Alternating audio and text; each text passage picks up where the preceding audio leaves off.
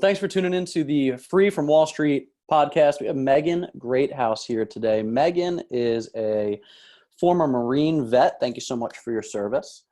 And she has been doing some interesting things to kind of get out of the rat race, get away from kind of the volatility of Wall Street, while also building a business that allows her to spend more time with her family and more time with her kids. So welcome, Megan. Thank you so much for taking the time to join us today. Yeah, thank you so much for having me. I appreciate it. Yeah. So I'm excited to talk to you a little bit about the why. And we touched on this a little bit before, before we started here was kind of, why do people do this? Why do people try to look into these alternative investment models? And, so I'd like to dig into that, but why don't you give us a little bit of background, kind of where you came from, when was the first time you started looking into some alternative investment vehicles, and, who turned you onto it? How'd you go down the road? Yeah, so sure. I grew up a military kid, actually. So I, moved every 2 to 3 years, lived overseas for a while. My life was pretty normal growing up in terms of, working parents, good childhood, except that we moved around a lot. And as I was going to college, I came to St. Louis, Missouri, which is where I live now, because I have a lot of family here. And thought, I'm going to go do this corporate thing. It'll be great. I'll make money. I'll buy a house, just kind of the standard things you hear people talk about. And then about halfway through college, I thought, or maybe I want to join the military. So I ended up also joining the Marine Corps after undergrad. And it was as I was graduating from college that my dad gifted me for my graduation a few books. He handed me Dave Ramsey's Total Money Makeover because I was coming out of school with a little bit of debt. He gave me Robert Kiyosaki's Rich Dad Poor Dad. And I think it's by Thomas Stanley, The Millionaire Next Door. So he gave me 3 really great books foundationally for personal finance. And then, of course, Robert Kiyosaki's book kind of makes you think about just beyond the standard, save 10 or 20 or 30% of your income so that you're ready when you're 60 to retire. So Rich Dad, Poor Dad started to seed the ideas that there are things besides just putting your money in a 401k or an IRA and hoping for the best 30 or 40 years down the road. But by then I was in the military. I was, I had signed my name and I enjoyed my time in the Marine Corps. I had fun with it.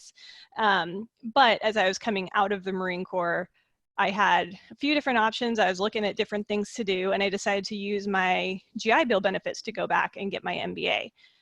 So this was great because it gave me a good working knowledge of the business world, how finance works. And it got me into a really great paying job after the fact too. And that made me able to start really putting money away. I'd been doing it all through the Marine Corps, and I ramped it up with this job, to try to look at some alternative ways to invest and to fund a lifestyle where I felt like I had the balance I want. And I think that's what it boils down to for me is, even if you love your job and the work that you do, at the end of the day, a lot of these jobs require 40 plus hours of your week. It requires commuting. It requires answering to bosses and having to apologize if you're not feeling well or your kids are sick. And that's a great point. Even when I loved my job and the people I was working with, I hated that part of it. I did not like having to apologize anytime my daughter was sick and I needed to leave work to pick her up. Or trying to move around a ridiculous number of meetings to get her to the pediatrician. So that's kind of how I got into real estate, which is my main method of finding passive or at least semi-passive income that can give me more balance. Yeah, that's awesome. I've never heard it put that way, but it's so true that when you need to take some time off, even if it's paid time off or even sick leave or you have family leave, where, you are calling into your boss and saying, hey, I'm really sorry, but my daughter has the flu. It's like, what are you apologizing for? Right. Like, you didn't have any control over it. Yeah. The fact is that companies know that people are going to need to take time off. But there is that culture, right, of I have somebody to answer to. And, I always joke around and say I'm the worst employee. I'm unemployable because I always looked at things in a way where we were always trying to either make it better right? Which can create some strife in a work environment, especially when you're trying to lead up the chain of command. And, not people don't always take those criticisms well or those suggestions well. So, it always felt like I was walking on eggshells when I worked for somebody else, right? And it was like the shoe could drop at any time. We can get into it. And that's what led me to real estate too. I was like, you know what? If I just do this on my own, I'm fully accountable and I don't have anybody to answer to. And, the goal obviously is to get that lifestyle balance so that you can spend time with your family, spend time with your kids. So let's talk a little bit about the real estate business. So what do you own? How'd you get started? Like, let's get into kind of the rentals. I know you own a 10 property portfolio at this point. Is that right? Yes. Now, are they all single families, multis, or No, so that's 10 units across 4 buildings that we own in St. Louis. Okay, cool. So you have some 2 units, some quads, something like that? Yep. Yeah, so we've stayed so far in the small multifamily space just because the financing is certainly easy to get even early on, especially the position that my husband and I were in when we first started. And, I've kind of led the charge with the real estate, but obviously it's both of our finances going into it. We both had really solid, high paying corporate jobs. We had great credit. We had money for down payments. And so those 2 to 4 units were and some single families that we did some work with early on, but we've sold them since. It was easy to get financing in that, conventional space. So definitely something that will scale up in the future, but right now that's where we are. That's great. So you didn't have to raise any capital. You guys just used savings. Yep. And I don't know, the St. Louis market, how much does a duplex in St. Louis typically cost? Yeah, so like a lot of markets, it's going to vary a lot, but St. Louis is absolutely one of the more reasonably priced markets, I would say, in the country, being that we're in the Midwest. It's not like it's one of these coastal cities where prices can get pretty crazy. So just thinking about a few of my duplexes, we have some ranging from, I think, 130,000. It needed a little bit of work, but 130 was the purchase price, to, I think, our most expensive one was 230. And you can certainly get higher priced duplexes in this area depending on the neighborhood, but those duplexes that we have are in some pretty solid neighborhoods. I mean, they are by no means places I would not go or spend time. They attract good tenants. They're not ritzy, but they're solid, and the price is not bad.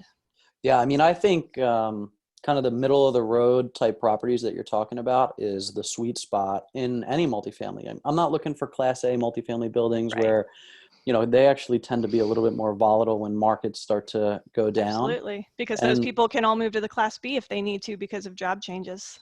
Yeah. And then the war zones, right? When they're doing well, they move into a little bit more affluent area. But if you own them there, they can have some price movement as well. So yeah, that middle class working family where I'm not afraid to walk down the street is kind of what we look for as well. Yeah. I'm there. So when you guys are looking for properties, are you looking for something that you can go in and do some renovations and create some value? Or are you just looking for cash flow right off the bat, or a combination of both? What are you looking for? We started mostly with looking for the cash flow. So we were both working the full-time jobs, and I was doing this kind of just in my spare time. I do it, early in the morning before my daughter was up, or at night after she'd gone to bed, and we had a lot going on. So I started with just looking for stuff that was pretty much rent ready. I didn't mind doing a little bit of work. I had done some due diligence to find a good agent, a good contractor, a good property manager. But I wasn't going to take on anything too crazy at that point. As we've gotten a little further down the path, we've done we've taken on a couple that were kind of slow flips. So we owned them as rentals for a while because they were cash flowing well, but we knew that we could put work into them and make some money down the road. And then we've bought our last 2 duplexes needing a lot of work. And that's been since I've left my job, and we, put the time and effort, so you could manage that better. You have more time to manage the general contractors that you're hiring, stuff like that. Exactly. And I can be checking in on it on a regular basis. I can kind of keep everything organized, stay on top of the budget without feeling too frantic. Sure. Yeah. And that's great, right? Because then you get to go in, you're buying it at a lower basis. Are you typically doing like a bridge loan to a permanent finance after it's done and stabilized, or how are you working the financing on those heavier lifts? So we have used a private lender that I've met through some of my networking efforts here in the area. And I started a local meetup in the area that's been great, really great for some of that. But we have a wonderful private lender that we've been working with for a couple of years now. He will lend us purchase plus renovation, assuming that we're staying around that 70 to 75% of after repair value. Mm-hmm. And we pay him monthly until, and he's really great. I mean, he doesn't even charge us points or anything. We'll pay him monthly until we've done the work, got it rented, and then we go to our conventional lender, and she is really great as well and knows us and has done 7 or 8 loans with us in the past 3 years and at least. And she'll refinance us into a 30-year fixed, and we pay off the private lender at that point. And Look for the that's next how we deal. do it. Yeah. Nice. Yep. Yeah, so it's a great strategy because every house that you're taking down, are you guys cash flowing on average a certain dollar amount per door, or does that vary as well? I mean, it varies. I would say an average would probably be around 200 to 250 per month per door. But it's been a little hard to put our finger on sometimes because I finally just got us to QuickBooks this year. So the reporting and tracking will be a lot better going forward. It's a big step, though. We did it it was like 5 years in my business before we did that, so it was good. I was resistant at first. I was like, I know spreadsheets. I can do this, right? Yeah, that's a couple years in, I was like, what did I do? Why did I not start with something like QuickBooks? But yeah, so we've also just poured a lot into making these the best places that we can make them. Our goal here is not to be making income off of these today, because my husband is happy where he is right now, and we're kind of in building mode. But to make these properties as solid and stable and rentable as possible. So we've put a lot of money back into them too. But when I dig in, we're generally somewhere around that $200 to $250 per door mark, and that's with financing on all of them. So a pretty healthy spot to be starting. And it'll only get better as our tenants pay off our mortgages for us. That's it, right? So that's the thing, is you get principal pay down, right? Mm-hmm. So you're paying down the mortgage, you're cash flowing some passive income on a monthly basis. Yep. Your tenants are really taking care of, what they need to take care of. And then who's managing it for you? You self-managing? I am now. I actually started with property management earlier on. I think one thing that and this is something that, we'll probably go back to management in some form, maybe hiring someone of our own in the future. But I think that the quality of your tenants, the quality of your relationship with your tenants, and your ability to keep people for longer has a huge impact on how well these properties perform for you. You can put all the due diligence into buying a good property, into renovating it, and making it the best it can be for the tenants who are looking in that market. But if it's not well managed, people aren't going to be happy. They're not going to stay. Or if, just repairs and maintenance aren't well managed, they don't have good people going through, everything costs way more than it needs to, you're not going to be cash flowing. So I wanted to be a little more hands-on with that in the short term as we were building, and since I stepped away from the full-time job to focus on this. So yeah, I self-manage now. Yeah. And it's one of the reasons that we decided to go into larger scale buildings, because I have some friends here in New Jersey that own a couple hundred units now, and it's all duplexes to quads. Wow. And third-party management got expensive, right? It was between 8 and 10%. And then as they scaled, they were able to lower the cost, but it was difficult to manage the managers for them. Mm-hmm. So he ended up bringing his sister in full-time, and now she runs kind of the property management arm of their company. And when we started researching, like, what are we looking to do to create passive income, right? We stopped wholesaling and we stopped flipping because it was very transactional. Yep. It was a high paying, highly taxed job. Right. And we wanted to get to something more passive. It was always the goal to have something more passive. And we thought it would be single families, duplexes, and quads that we would be purchasing because we were already in that space, right? We were finding those deals. But as we started speaking to some other mentors, they were like, well, look, anything works, right? It's just like a diet. If you do it, it will work. If you don't, it won't. Right. But a couple of our mentors were saying, look, if you can get over that 75 unit mark, then the economies of scale really allow for third party managers to come in at 4%, right? Yeah. Instead of 10%. And they tend to be much more professional outfits because they're managing large scale buildings. And as we started looking at that, we were going, all right, yeah, that makes sense.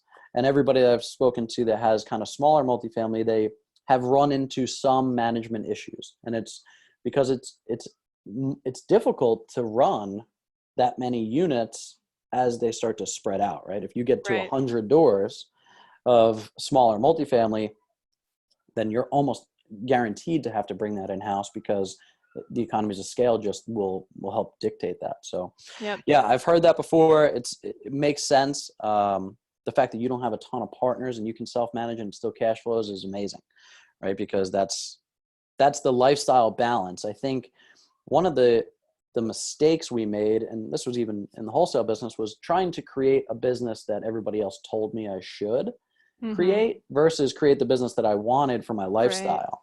Because you can have a smaller operation and be just as profitable, if not more so sometimes, than trying to scale to a large team and a lot of management and stuff like that. So yeah. Yep. But important to be introspective about that and say, this is why I'm doing what I'm doing and what does it help me accomplish, right? So, I mean, you're going to get principal pay down, passive income, long-term appreciation. You get depreciation off of your mortgage interest and things like that too. Are you guys doing cost segregation studies on your smaller units? We are not. No, we haven't gone that route yet.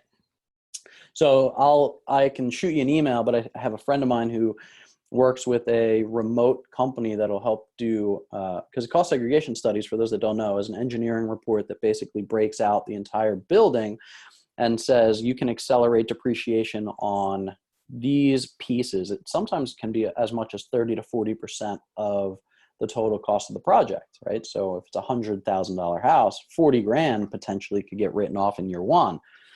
It tends to be cost prohibitive for smaller properties because it costs a lot of money to do. There is an accounting firm that will defend their cost segregation study, and all you have to do is send them measurements and a floor plan and give them kind of estimate ages of things. And for $350, they'll send you a cost segregation study so you can take those that depreciation benefit. That just changed with the Trump tax plan. So you couldn't do it before on residential, but now you can. So if you're interested in learning more about those guys, that I know my buddy, he ran, I think, 40 or 50 properties through them. And at $350 a piece, it added up, but he didn't pay any tax last year. So that's fantastic. Yeah. So yeah, lots of different ways to skin a cat. I mean, we've learned everything from other people around us. I've never had a unique idea. But yeah, there's definitely a range of different alternatives from the Wall Street model. So being in the military, you probably had a TSP. Yeah, we do. We actually, those still kind of are just floating out there. So my chief operating officer was a civilian contractor with the Navy. For 16 years, he was doing cybersecurity and systems operations.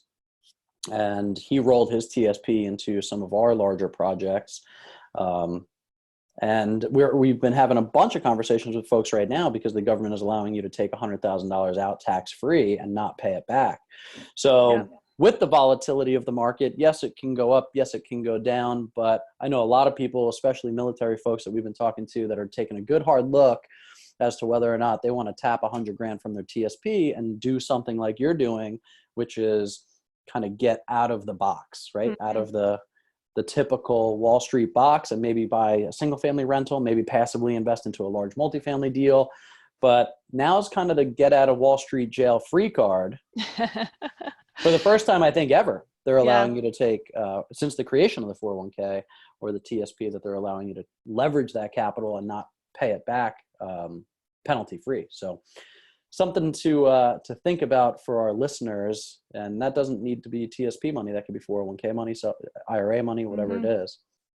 So interesting times we're in. It is. And I think these times are just a great example of the reason to have some diversity in whatever you're doing for how you pay your bills, how you save for retirement, how you kind of create the life that you want. Because if all your eggs are in one basket and something like this happens, it's rough, fortunately for people like me, my age, who have still IRAs and things out there, because we have money out there that we've put out there, we've left it out there. I don't need every single dollar that I invest to be in real estate. Sure. When I see that there's market volatility, my reaction is just not to log into any of my accounts for a while. Like, just don't show me. I don't need to know. Something will sort itself out later. But there are folks who are just being caught at the wrong time. Folks who have been, scraping for a long time to try to make sure that they're going to have a comfortable retirement. And guess what? This year was the year it was supposed to start. Yeah. And what's going to happen? Yeah. And my dad passed away about 6 years ago, and he lost about half of his wealth in the stock market crash of '08. But then he passed away. He didn't live to ride the wave back up to the peak of last year. So that's just kind of, the chips fall where they may when you're in that kind of investment. So, and again, just because the name of the podcast is Free from Wall Street doesn't mean that we're anti-Wall Street. It just means that you should diversify at least some of your downside risk so that you have some semblance of a plan for retirement, because hope isn't a strategy, right? We Right. know that the market will come back, but it's interesting that you say, my strategy is to not look at it. If you did that with your rentals, right, that business would fail. Right. Wall Street is the only place that I know that that's actually a strategy. I'm a part of a couple of Facebook groups for retirees or people close to retirement. Right. And the advice across the board is, don't look at it. Just leave it alone. It will come back. And I understand why they say that, right? Because you get emotionally invested when you see things start to tank and you want to pull your money out. And that's a bad idea, because when you buy high and sell low, you lose money. But also, that can't be the strategy, right? Just to bury our heads in the sand and not have control. And this is why I think the people that are in real estate like real estate, because they can control to a certain extent what's going on, right? And even in this coronavirus crisis right now, we have tenants. About 80% of them are still paying on time. And that means our mortgage is getting paid. Our investors are getting paid. We might be taking a haircut right now on distributions, but that's okay. I mean, that's what owners do, right? Yeah. I'm with you. I think hedging that downside risk is a part of why alternative investments are something that you should look at, right?